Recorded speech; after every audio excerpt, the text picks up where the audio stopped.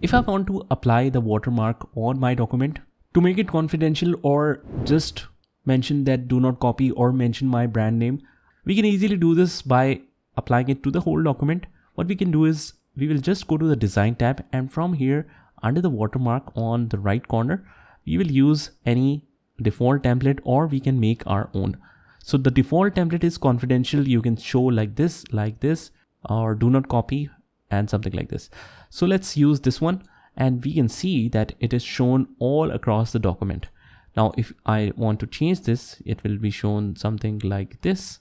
And if I change it to do not copy, it should show like this. And if I want to remove the watermark, I can remove it from here. And if I want to mention a custom watermark here, we can use a picture or logo as well.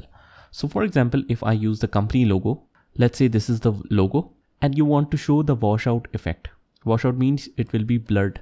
You can also use this text, but you have a choice. Either you can choose a picture or you can use a text-based watermark. So let's apply this picture, and it will be shown something like this. If we change back and customize this and clear the washout effect, it will be darker. So now let's change it to text watermark. We will choose the language. We will use, let's say, not for sale. I'll write here. You can select the font, you can choose the size, and you can choose the color, and you can apply how it should be shown, semi-transparent or horizontal and diagonal. You can make all of these changes, and then it will be shown something like this. So that's it, guys. This is how you can apply the watermark in Microsoft Word document. Just try it by yourself, and I will see you in the next one.